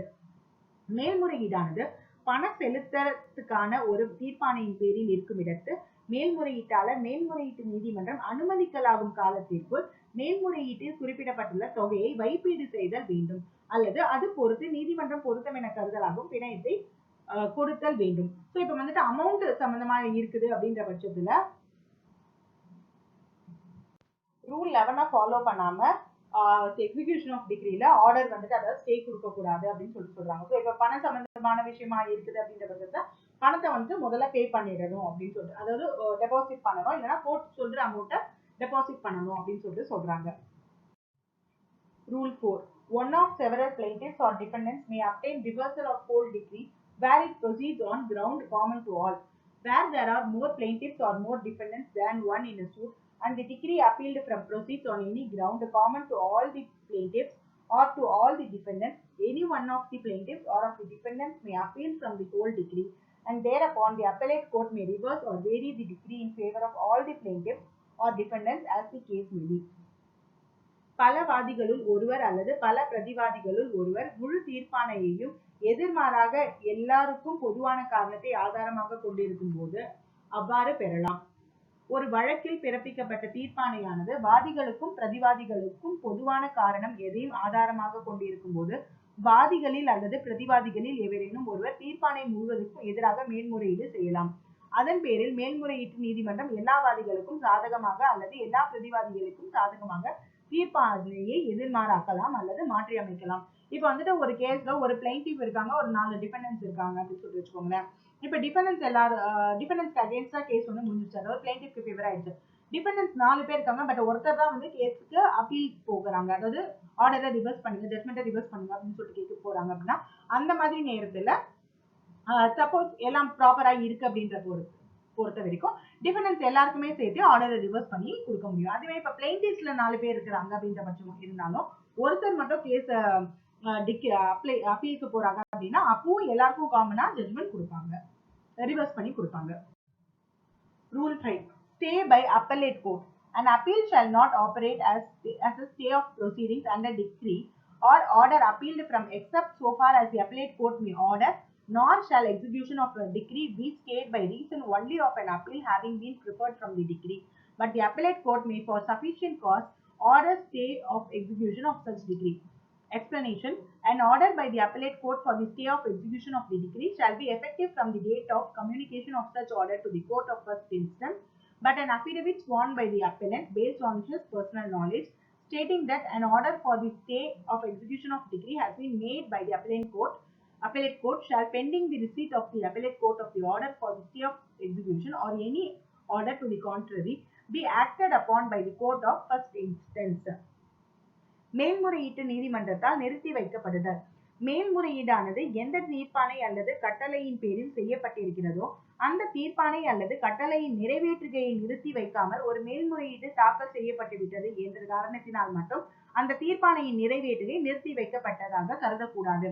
ஆனால் மேல்முறையீட்டு நீதிமன்றம் போதுமான காரணத்தின் பேரில் அத்தகைய தீர்ப்பாணையின் நிறைவேற்றுகையை நிறுத்தி வைக்க கட்டளையிடலாம். தீர்ப்பாணையின் நிறைவேற்றுகையை நிறுத்தி வைப்பதற்காக மேல்முறையீட்டு நீதிமன்றத்தினால் பிறப்பிக்கப்பட்ட கட்டளை கீழ்நிலை நீதிமன்றத்திற்கு தெரிவிக்கப்பட்ட தேதியிலிருந்து அமலுக்கு வருதல் வேண்டும். மேல்முறையீட்டு நீதிமன்றத்தினால் தீர்ப்பாணையை நிறுத்தி வைக்கும் கட்டளையை பெறும் வரையில் மேல்முறையீட்டு நீதிமன்றத்தால் தீர்ப்பாணையை நிறுத்தி வைப்பதற்கான ஒரு கட்டளை பிறப்பிக்கப்பட்டிருக்கிறது என்று உரைத்து மேல்முறையீட்டாளர் கீழ் நீதிமன்றத்தால் தாக்கல் செய்துள்ள மனு மற்றும் அபிடவிட்டை கொண்டு கீழ் நீதிமன்றம் செயல்பட வேண்டும். இப்ப வந்துட்டு சூட் இருக்குது, அந்த சூட்ல வந்து பிளைன்டிஃப் டிஃபெண்டன்ட் இருக்காங்க, ஆர்டர் வந்து ஒருத்தங்களுக்கு ஃபேவரா இருக்கு இல்லையா. இப்ப வந்து என்ன பண்ணுவாங்க, இப்ப ஆர்டர் யாருக்கு ஃபேவரா இருக்கு, பிளைன்டிஃப்கே ஃபேவரா இருக்கு அப்படின்னு வச்சுக்கோங்களேன். டிஃபெண்டன்ட் வந்து அப்பீல் கோர்ட்டுக்கு போறாங்க. ஓகே, பிளைன்டிஃப் வந்துட்டு எக்ஸிகியூஷன் இபி ஃபைல் பண்றாங்க. இப்போ அப்பீல் ஃபைல் பண்ணிட்டாங்கன்ற ஒரே காரணத்துக்காக எக்ஸிகியூஷன் ப்ரொசீடிங்ஸை நம்ம வந்து ஸ்டே பண்ண முடியாது. ஓகேவா, அப்பீல் அப்படின்றது தானா ஸ்டே ஆகாது. ஆனா court suppose if it things that okay இந்த கேஸ் வந்துட்டு அப்பீல் ப்ராப்பரா ட்ரை பண்ணணும், ஸோ அது வரைக்கும் எக்ஸிகியூஷன் பண்ணக்கூடாது அப்படின்னா ஆன் அப்ளிகேஷன் ஆக்சுவலா இதுல ப்ரொசீஜர்ல இருக்கு, நம்ம வந்து ஸ்டே பெட்டிஷன் தனியா ஃபைல் பண்ணினா மட்டும்தான் ஸ்டே கொடுப்பாங்க. அப்பீல் ஃபைல் பண்ண உடனே கேஸ் வந்து ஸ்டே ஆயிடாது. ஓகேவா, so if the court believes that there is a sufficient cause அப்படின்ற போது அந்த எக்ஸிகியூஷன் ப்ரொசீடிங்ஸை ஸ்டே பண்ணி ஹையர் கோர்ட் வந்து ஆர்டர் கொடுப்பாங்க. ஓகேவா, அந்த ஆர்டரை நம்ம வந்து இந்த எக்ஸிகியூஷன் கோர்ட்ல நம்ம கொடுத்ததுக்கு அப்புறம் தான் எக்ஸிகியூஷன் ப்ரொசீடிங் ஸ்டே ஆகும். But at the same time நமக்கு ஆர்டர் வரலாம் டிலே ஆகுது அப்படின்ற பட்சத்துல இந்த மாதிரி கோர்ட்ல நாங்க வந்து அப்பீலேட் கோர்ட்ல இந்த மாதிரி ஆர்டர் கொடுத்துருக்காங்க அப்படின்ற ஒரு இன்ஃபர்மேஷனை கோர்ட்டுக்கு நம்ம கொடுக்கலாம். Stay by court which passed the decree. Where an application is made for stay of execution of an appealable decree before the expiration of the time allowed for appealing therefrom, the court which passed the decree may on sufficient cause being shown order the execution to be stayed. தீர்ப்பாணையை பிறப்பித்த நீதிமன்றம் அது நிறைவேற்றப்படாமைக்கு தடையாணை பிறப்பித்தல். மேல்முறையீடு செய்யத்தக்க தீர்ப்பாணை ஒன்றின் நிறைவேற்றுகையை நிறுத்தி வைப்பதற்காக அந்த தீர்ப்பாணையின் பேரில் மேல்முறையீடு செய்வதற்கு அனுமதிக்கப்பட்ட காலம் முடிவடைவதற்கு முன்பு அந்த தீர்ப்பாணையால் பாதிக்கப்பட்ட மனு மற்றும் அபிடவிட் தாக்கல் செய்ததை அடுத்து தீர்ப்பாணையை பிறப்பித்த நீதிமன்றம் போதிய காரணம் காட்டப்படுவதன் பேரில் நிறைவேற்றுகையை நிறுத்தி வைத்து கட்டளையிடலாம். இப்ப அப்பீலுக்கு வந்து 90 days டைம் இருக்குது அப்படின்னா அதுக்கு முன்னாடியே எக்ஸிகியூஷன் ப்ரொசீடிங் போயிருக்காங்க அப்படின்னா அந்த நேரத்துல அந்த ரெகுலர் கோர்ட் இருக்குல்ல, எந்த கோர்ட்ல டிகிரி பாஸ் பண்ணிருக்காங்களோ அந்த கோர்ட்லயே நம்ம அப்ளை பண்ணணும் அப்படின்னா அவங்க வந்துட்டு எக்ஸிகியூஷன் ப்ரொசீடிங்ஸை ஸ்டே பண்ண சொல்லி ஆர்டர் கொடுக்க முடியும். If there is a sufficient ground and அந்த எக்ஸ்பைரேஷன் அந்த லிமிடேஷன் பீரியட் வந்து முடியறதுக்குள்ள அவங்க இபி ஸ்டார்ட் பண்ணியிருந்தாங்கன்னா. No order for stay of execution shall be made under subrule 1 or subrule 2 unless the court making it is satisfied that substantial loss may result to the party applying for stay of execution unless the order is made, that the application has been made without unreasonable delay, and that security has been given by the applicant for the due performance of such decree or order as may ultimately be binding upon him. பின்வரும் சூழ்நிலைகளில் அன்றி ஒன்றாவது உள்விதியின்படி அல்லது இரண்டாவது விதியின்படி தீர்ப்பாணையை பிறப்பித்த நீதிமன்றம் நிறைவேற்றுகையை நிறுத்தி வைத்தல் கூடாது. அந்த கட்டளை பிறப்பிக்கப்பட்டாலன்றி நிறைவேற்றுகையை நிறுத்த கோரி விண்ணப்பிக்கும் தரப்பினருக்கு கணிசமான நட்டம் வினையக்கூடும் என்று விண்ணப்பம் தாமதம் ஏதுமின்றி தாக்கல் செய்யப்பட்டிருக்கிறது என்றும் மற்றும் இறுதியாக தம்மை கட்டுப்படுத்தலாகும் தீர்ப்பாணை அல்லது கட்டளையை உரியவாறு செயற்படுத்த விண்ணப்பதாரரால் மனு தாக்கல் செய்யப்பட்டிருக்கிறது என்று திருப்தி கொண்டாலன்றி மற்றபடி கீழ் நீதிமன்றம் தான் பிறப்பித்த தீர்ப்பானை நிறைவேற்றுகையை தடை செய்தல் கூடாது. ஸோ இப்போ வந்துட்டு அப்ளை பண்ணலாம், எந்த கோர்ட்ல வந்துட்டு நமக்கு ஆர்டர் கொடுத்தாங்களோ அந்த கோர்ட்லயே வந்துட்டு அப்ளை பண்ணலாம் அப்படின்னு சொல்றாங்க. அவங்க எப்போ ஆர்டர் ஸ்டே ஆர்டர் கொடுக்கலாம் அப்படின்னு பாத்தீங்கன்னா, சப்போஸ் எக்ஸிகியூஷன் அதுக்குள்ள பண்ணிட்டாங்க அப்படின்னா அந்த பார்ட்டிக்கு ரொம்ப irreparable லாஸ் கிரியேட் ஆகும், அதாவது தவிர்க்க முடியாத லாஸ் ஏற்படும் அப்படின்ற போதோ, இல்லைன்னா அன்ரீசனபிள் டிலே எதுவுமே இல்லாம அந்த அப்ளிகேஷன் உடனே ஃபைல் பண்ணிட்டாங்க அப்படின்ற போது, அப்படி இல்லை அப்படின்னா சப்போஸ் ஏதாவது ஒரு செக்யூரிட்டி பர்மிஷ் பண்ணிருக்காங்க, நான் வந்து அதை ப்ராப்பரா நான் பே பண்ணிடுறேன் இல்லைன்னா செஞ்சிடுறேன் அப்படின்னு சொல்லிட்டு கொடுத்துருக்காங்க அப்படின்னா அப்ப அந்த ஸ்டே ஆர்டர் நம்ம கொடுக்க முடியும். அதர்வைஸ் அந்த ஆர்டர் எதுவுமே கொடுக்க முடியாது அந்த ரெகுலர் கோர்ட்னால, எந்த கோர்ட் டிகிரி பாஸ் பண்ணிப்பாங்களோ அவங்க. Subject to the provisions of Subrule 3, the court may make an ex parte order for stay of execution pending the hearing of the application. மூன்றாவது உள்விதியின் வகைமுறைகளுக்கு உட்பட்டு நீதிமன்றம் விண்ணப்பத்தில் விசாரணை நடப்பில் இருக்கும் வரை எதிர்த்தரப்பினர் இல்லாமலேயே ஒரு தலைப்பட்சமாக நிறைவேற்றுகையை நிறுத்தி வைக்கும்படி கட்டளை ஒன்றை பிறப்பிக்கலாம். ஸோ வந்து இப்போ மேட்டர் அர்ஜென்டா இருக்கு, எக்ஸிகியூஷன் பண்ணிட போறாங்க, ஸோ அதனால இவங்க அப்ளிகேஷன் பண்ணியிருக்காங்க அப்படின்றது எக்ஸ்பார்ட்டியாவே அதை வந்துட்டு ஸ்டே பண்ண சொல்லி ஆர்டர் கொடுக்கலாம். Notwithstanding anything contained in the foregoing subrules, where the appellant fails to make the deposit or furnish the security specified in subrule 3 of rule 1, the court shall not make an order staying the execution of the decree. முன் சென்ற உள்விதிகளில் என்ன கூறப்பட்டிருப்பினும் ஒன்றாவது விதியில் மூன்றாவது உள்விதியில் குறித்துரைக்கப்பட்ட வைப்பீட்டை செய்யவோ பிணையத்தை கொடுக்கவோ மேல்முறையீட்டாளர் தவறுகிற போது நீதிமன்றம் தீர்ப்பாணையின் நிறைவேற்றுகையை நிறுத்தி வைக்கும்படியான கட்டளை ஒன்றை பிறப்பித்தல் கூடாது. ஸோ இப்போ அமௌண்ட் வந்து டெபாசிட் பண்ண மாட்டேங்கிறாங்க, இல்லைன்னா செக்யூரிட்டி எதுவும் ஃபர்னிஷ் பண்ண மாட்டேங்கிறாங்க அப்படின்னா அப்போ வந்துட்டு எக்ஸிகியூஷன் ஆஃப் டிகிரியை ஸ்டே பண்ண சொல்லி கோர்ட் ஆர்டர் கொடுக்க கூடாது. Rule 6. Security in case of order for execution of decree appealed from. Where an order is made for the execution of a decree from which an appeal is pending, the court which passed the decree shall, on sufficient cause being shown by the appellant, require security to be taken for the restitution of any property which may be or has been taken in execution of the decree, or for the payment of the value of such property, and for the due performance of the decree or order of the appellate court, or the appellate court may for like cause direct the court which passed the decree takes such security. எந்த தீர்ப்பாணையை எதிர்த்து மேல்முறையீடு செய்யப்படுகிறதோ அந்த தீர்ப்பாணையை நிறைவேற்றுவதற்கான கட்டளையை பிறப்பிக்கப்படும் சந்தர்ப்பத்தில் பிணையம். எந்த தீர்ப்பாணையை எதிர்த்து ஒரு மேல்முறையீடு செய்யப்பட்டு நடப்பில் இருக்கிறதோ அந்த தீர்ப்பாணையை பிறப்பித்த நீதிமன்றம் மேல்முறையீட்டாளரால் போதுமான காரணம் காட்டப்படுவதன் பேரில் தீர்ப்பாணையின் நிறைவேற்றுகை வாயிலாக பெறலாகும் அல்லது பெறப்பட்டு விட்டிருக்கிற சொத்தை அம்மேல்முறையீட்டாளர் எதையும் திரும்ப ஒப்புவித்தலுக்காக அல்லது அத்தகைய சொத்தின் பெருமானத்தை செலுத்துவதற்காக மற்றும் மேல்முறையீட்டு நீதிமன்றத்தின் தீர்ப்பாணை அல்லது கட்டளையை உரியவாறு செயற்படுத்துவதற்காக பிணையம் கொடுக்கப்பட வேண்டும் என்று கோரப்பட்டால் அதனை மேல்முறையீட்டாளர் கொடுத்தல் வேண்டும் அல்லது மேல்முறையீட்டு நீதிமன்றம் அத்தகைய பிணையத்தை மேல்முறையீட்டாளரிடமிருந்து வாங்கும்படி தீர்ப்பாணையை பிறப்பித்த நீதிமன்றத்திற்கு உத்தரவிடலாம். ஸோ இதை முன்னாடியே சொன்ன மாதிரி இப்போ வந்துட்டு ஒரு எக்ஸிகியூஷன் ஆஃப் டிகிரியில ஸ்டே பண்றாங்க அப்படின்ற பட்சத்துல ஒரு டிகிரி எக்ஸிக்யூட் பண்ண சொல்லி ஆர்டர் கொடுத்துட்டாங்க, அந்த ஆர்டர் மேல அப்பீல் இருக்கு அப்படின்னா அப்பீல் கோர்ட் என்ன பண்ணுவாங்கன்னா முதல்ல வந்து செக்யூரிட்டி நீங்க பர்னிஷ் பண்ணுங்க, இந்த அமௌண்ட் கொடுக்கணுமா அந்த அமௌண்ட்டுக்கு முதல்ல டெபாசிட் பண்ணுங்க, ஃபர்தரா அதுக்கப்புறம் நாங்க ஸ்டே பண்ணிக்கிறோம். ஸோ எதுக்காக அப்படின்னா இது வந்து டாட்ஜ் பண்ற மாதிரி இருக்கக்கூடாது அப்படின்றதுக்காக செக்யூரிட்டி பர்னிஷ் பண்ண சொல்லி கேட்கறது. Where an order has been made for the sale of immovable property in execution of a decree and an appeal is pending from such decree, the sale shall, on the application of the judgment data, the court which made the order be stayed on such terms as to give security or otherwise as the court thinks fit until the appeal is disposed of. தீர்ப்பாணை ஒன்றை நிறைவேற்றுவதன் மூலம் அசையா சொத்தினை விற்பனை செய்வதற்காக கட்டளை ஒன்று பிறப்பிக்கப்பட்டிருக்கும் போது அந்த வழக்கில் ஒரு மேல்முறையீடு நடப்பில் இருக்கிற போது எந்த நீதிமன்றம் அந்த கட்டளையை பிறப்பித்ததோ அந்த நீதிமன்றத்துக்கு தீர்ப்பு கடனாளி மனு செய்து கொள்வதின் பேரில் பிணையம் கொடுப்பதன் பேரில் அல்லது வேறு வகையில் நீதிமன்றம் பொருத்தம் என கருதும் நிபந்தனைகளின் பேரில் மேல்முறையீடு முடிவு செய்யப்படும் வரையில் அந்த விற்பனை நிறுத்தி வைக்கப்படுதல் வேண்டும். ஸோ இப்போ வந்துட்டு என்னோட இம்மூவபிள் ப்ராப்பர்ட்டியை சேல் பண்ணி அமௌண்ட்டை செட்டில் பண்றதுக்கான ஒரு எக்ஸிகியூஷன் ஆர்டர் வந்து கொடுத்துட்டாங்க, அந்த ஆர்டர் மேல அப்பீல் வந்து பெண்டிங்கா இருக்கு, ஓகேவா. ஸோ ஸோ இப்போ என்ன பண்ணுவாங்க அப்படின்னா, நான் வந்து ஜட்மெண்ட் டேட்டா, இப்போ நான் வந்துட்டு என்னோட ப்ராப்பர்ட்டி தான் விற்க போறாங்க, இம்மூவபிள் ப்ராப்பர்ட்டி.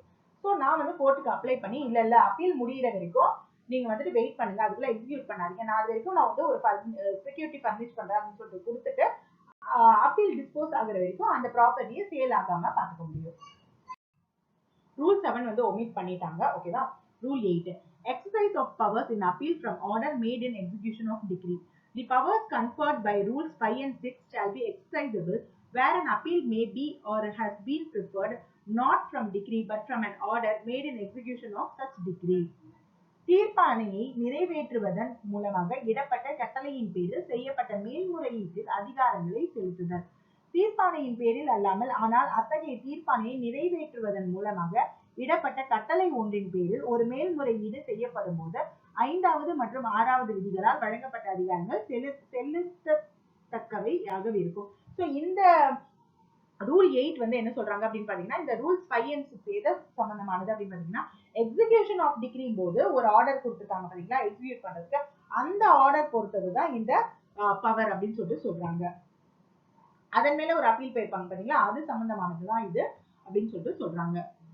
ஸோ இங்க வந்து பாத்தீங்கன்னா ஒரிஜினல் கேஸ்ல கொடுக்கப்பட்ட டிகிரிக்கு மேல போன அப்பீல் கிடையாது, எக்ஸிகியூஷன் ஆர்டருக்கு மேல போன அப்பீல் பொறுத்ததான் இந்த ரூல்ஸ் 5 and 6 அப்படின்றாங்க. ஸோ ரூல்ஸ் 5 and 6 என்ன சொல்றாங்க அப்படின்னு பார்த்தோம்னா, நம்ம செக்யூரிட்டி பர்மிஷ் பண்ணிட்டு ஸ்டே வாங்கிக்கலாம் எக்ஸிகியூஷன் வந்து அப்படின்னு சொல்லிட்டு சொல்றாங்க. till the appeal is being disposed of. Rule 9, registry of memorandum of appeal. The court from whose decree an appeal lies shall entertain the memorandum of appeal and shall endorse thereon the date of presentation and shall register the appeal in a book of appeal kept for that purpose.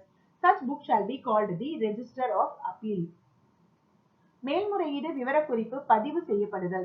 நீதிமன்றத்தில் எந்த தீர்ப்பாணையை எதிர்த்து மேல்முறையீடு தாக்கல் செய்யப்பட்டிருக்கிறதோ அந்த மேல்முறையீட்டு விவரக்குறிப்பை ஏற்றுக்கொள்ள வேண்டும் மற்றும் அது எந்த தேதியில் தாக்கல் செய்யப்பட்டதோ அதனை அதன் மீது குறிப்பிடுதல் வேண்டும் மற்றும் மேல்முறையீட்டினை அதன் பொருட்டு பராமரிக்கப்பட்டு வரும் ஒரு புத்தகத்தில் பதிவு செய்தல் வேண்டும். அத்தகைய புத்தகம் மேல்முறையீடுகளின் பதிவேடு என்று அழைக்கப்பெறும். ஸோ இப்போ வந்து ஒரு அப்பீல் நம்ம ஃபைல் பண்றோம் அப்படின்னா, இப்போ ஒரிஜினல் சூட் எப்படியோ அதே மாதிரி தான் இதுவும். அப்பீல் ஃபைல் பண்றோம் அப்படின்னா அப்பீல்ல வந்துட்டு டேட்டு அது எல்லாமே இருக்கும். அது வந்து ரெஜிஸ்ட்ரியில என்ன பண்ணுவாங்க, சீல் எல்லாம் போட்டு அதுக்கான ஒரு புக் இருக்கு பாத்தீங்களா, ரெஜிஸ்டர், அதுல வந்துட்டு நம்பர் பண்ணி வச்சிருவாங்க.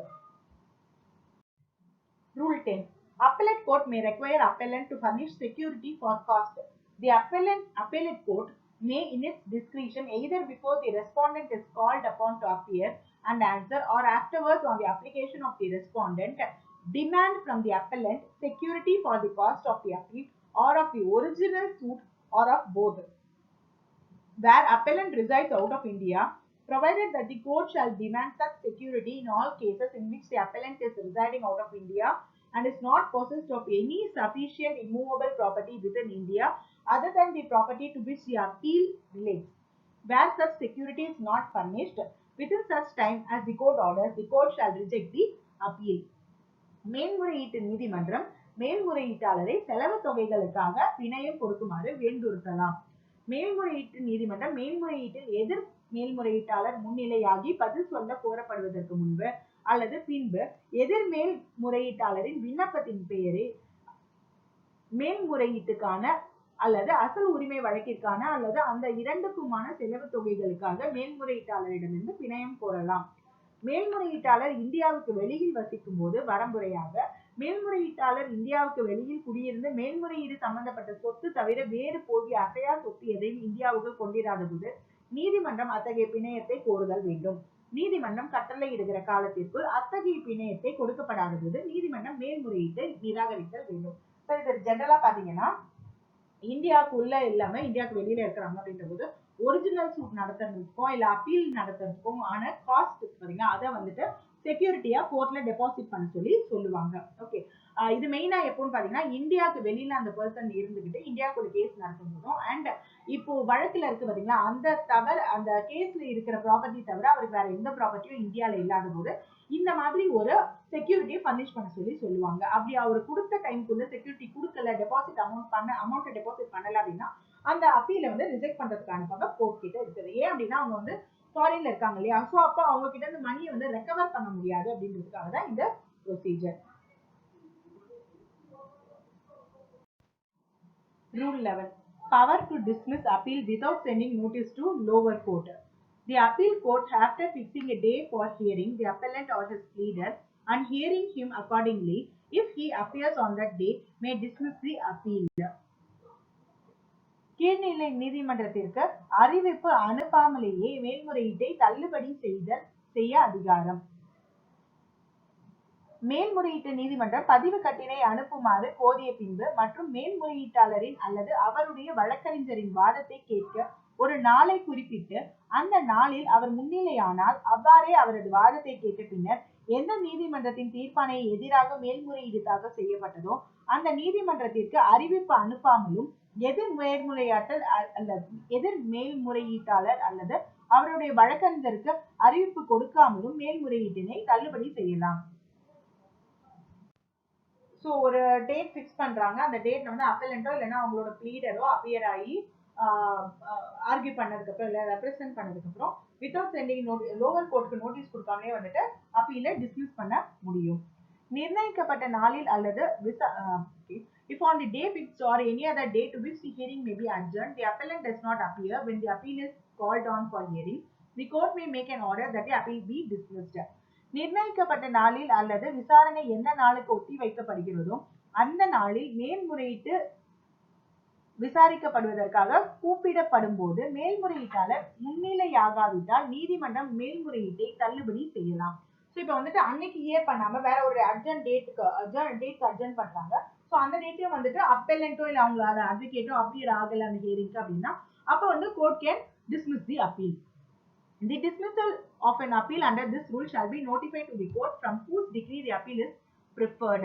இந்த விதியின்படி ஒரு மேல்முறையீடு தள்ளுபடி செய்யப்பட்ட விவரத்தை எந்த தீர்ப்பாணையின் பேரில் மேல்முறையீடு செய்யப்பட்டதோ அந்த தீர்ப்பாணையை பிறப்பித்த நீதிமன்றத்திற்கு அறிவிப்பு செய்தல் வேண்டும். ஸோ இது வந்துட்டு கேஸை டிஸ்மிஸ் பண்றதுக்கு முன்னாடி நோட்டீஸ் அனுப்பணும் அப்படின்ற அவசியம் கிடையாது. But after dismissing the appeal,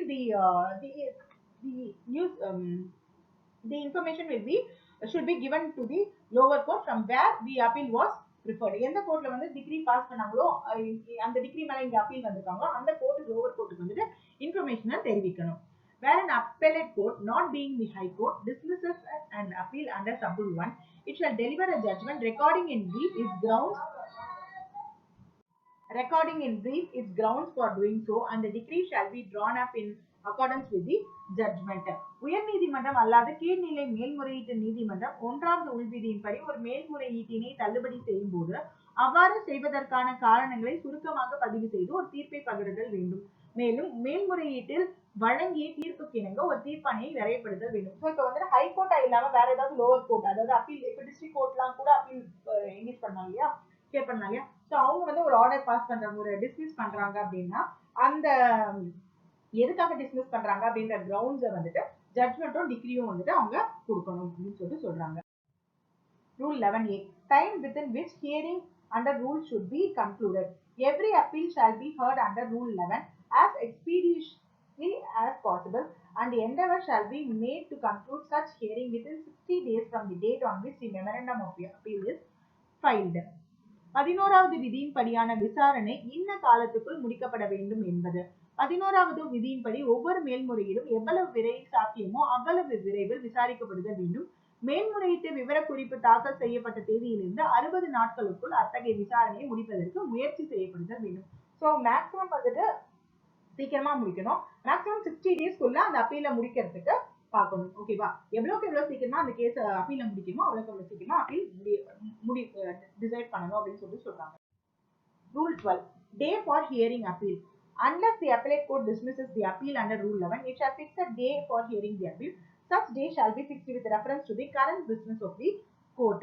முறையீடு விசாரிக்கப்படுவதற்கான நாள். மேல்முறையீட்டு நீதிமன்றம் 11வது விதியின்படி மேல்முறையீட்டை தள்ளுபடி செய்யாத போது மேல்முறையீட்டை விசாரிப்பதற்கு ஒரு நாளை குறிப்பிடுதல் வேண்டும். அத்தகைய நாளானது நீதிமன்றத்தின் நடப்பாடுகளை குறிப்பில் கொண்டு நிர்ணயிக்கப்படுதல் வேண்டும். இப்போ வந்துட்டு ரூல் 11ல சொன்ன மாதிரி டிஸ்மிஸ் பண்ணல அப்படின்னா அதுக்கப்புறம் அப்பீல் ஹியர் பண்றதுக்கு ஃபர்தரா ஹியரிங் டேட் ஃபிக்ஸ் பண்ணுவாங்க. அந்த டேட்ல வந்து அப்பீல் ஹியர் பண்ணுவாங்க. அந்த டேட் வந்து எப்படி ஃபிக்ஸ் பண்ணணும் அப்படின்னா கோர்ட்டோட ஒர்க்கிங் டேஸ்ல ஃபிக்ஸ் பண்ணணும் அப்படின்றாங்க. Rule 13. Appellate court to give notice to court whose decree appealed from. இந்த ரூல் 13 வந்துட்டு ஒமிட் பண்ணிட்டாங்க. சரிங்களா? Rule 14.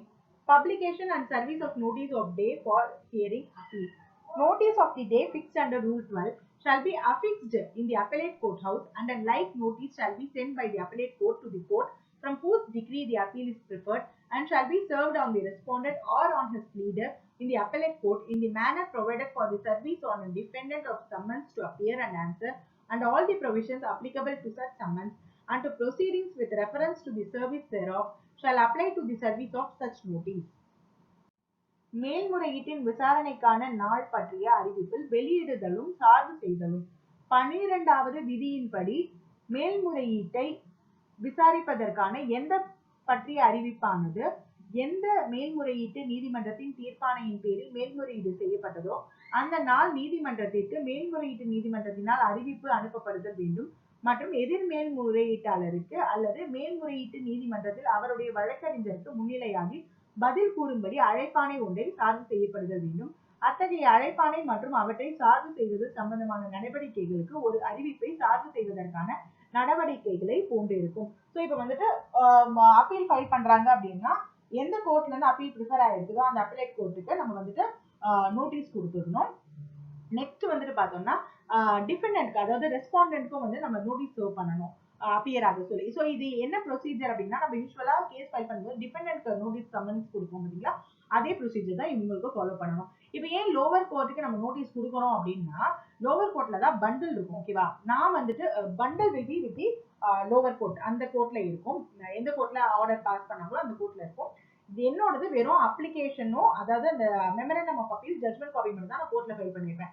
ஸோ கோர்ட்டுக்கு தேவையான பண்டில் வந்துட்டு கோர்ட்டுக்கு வரணும் இல்லையா, அந்த அப்பீலேட் கோர்ட்டுக்கு வரணும்ல. ஸோ அவங்க நோட்டீஸ் அனுப்பினதுக்கு அப்புறம் தான் பண்டில் வரும். பண்டில் வர வரைக்கும் என்ன பண்ணிடுவாங்க அப்படின்னா they will not be hearing the appeal. So அவங்க await records சொல்லிட்டு தான் ஜட்மெண்ட் பண்ணிட்டு இருக்காங்க. ஸோ நம்ம இப்போ கோர்ட்டுக்குலாம் போனோம் அப்படின்னா ஏடபிள்யூ ரெக்கார்ட்ஸ் அப்படின்னு போட்டுருக்காங்க, இல்ல வந்துட்டு await records அப்படின்னு போட்டுருக்காங்கன்னா எந்த கோர்ட்ல இருந்து நமக்கு ரெக்கார்ட்ஸ் வரணுமோ அந்த கோர்ட்ல இருந்து இன்னும் வராம இருக்கு அப்படின்றது அர்த்தம். ஓகேங்களா, ஸோ ரெக்கார்ட்ஸ் வந்ததுக்கு அப்புறம் தான் அதை பார்த்துட்டு அவங்க ஹியர் பண்ண முடியும். இப்போ ஒரு விஷயம் சொல்லிப்பாங்க, நாங்க எவிடன்ஸ் கொடுத்துருந்தோம், அந்த எவிடன்ஸ் வந்துட்டு ஜட்ஜு ப்ராப்பரா கவனிக்காம இந்த ஆர்டர் பாஸ் பண்ணிருக்காங்க அப்படின்றாங்கன்னா இப்ப ஹையர் கோர்ட் ஜட்ஜ் என்ன பண்ணணும், அந்த எவிடன்ஸ் என்ன அப்படின்றத பார்க்கணும் இல்லையா. ஸோ அதுக்கு அந்த பண்டில் தேவை இல்லையா. அந்த பண்டில் வந்து எங்க இருக்கும் அப்படின்னு பாத்தீங்கன்னா அது வந்து பேக் பண்டில் அப்படின்வாங்க. அந்த பேக் பண்டில் எந்த கோர்ட்ல நம்ம கேஸ் ஃபைல் பண்ணிருக்கோமோ அந்த கோர்ட்ல தான் இருக்கும். ஸோ அந்த கோர்ட்ல இருந்து அந்த அப்பீல் கோர்ட்டுக்கு வரதுக்கான கொண்டு வரணும் அப்படின்றதுக்காக இந்த நோட்டீஸ் கொடுக்கிறது. Appellate court may itself cause notice to be served. Instead of sending the notice to the court from whose decree the appeal is preferred, the appellate court may itself cause the notice to be served on the respondent or his pleader under the provisions above referred to. எந்த நீதிமன்றத்தின் தீர்ப்பாணைக்கு எதிராக மேல்முறையீடு தாக்கல் செய்யப்பட்டதோ அந்த நீதிமன்றத்திற்கு அறிவிப்பு அனுப்புவதற்கு பதிலாக மேல்முறையீட்டு நீதிமன்றமே மேலே குறிப்பிடப்பட்ட வகைமுறைகளின்படி அறிவிப்பினை எதிர் மேல்முறையீட்டாளருக்கு அல்லது அவருடைய வழக்கறிஞருக்கு சார்பு செய்யலாம். ஸோ எந்த கோர்ட் கிட்ட இருந்து நமக்கு வந்துட்டு அப்பீல் வந்திருக்கோ அந்த கோர்ட்டுக்கு நம்ம நோட்டீஸ் அனுப்பி அங்க இருந்து நமக்கு நோட்டீஸ் சர்வ் பண்றதை விட டிபெண்டன்ட்ஸ்க்கு ரெஸ்பாண்டன்ட்ஸ்க்கு சர்வ் பண்றதை விட எந்த கோர்ட்ல நம்ம அப்பீல் ஃபைல் பண்ணிருக்கோமோ அவங்களே கூட டைரக்டா ரெஸ்பாண்டன்ட்ஸ்க்கு இல்லைன்னா அட்வொகேட்க்கு நோட்டீஸ் சர்வ் பண்ண சொல்லி கொடுக்கலாம். The notice to be served on the respondent shall be accompanied by a copy of the memorandum of appeal.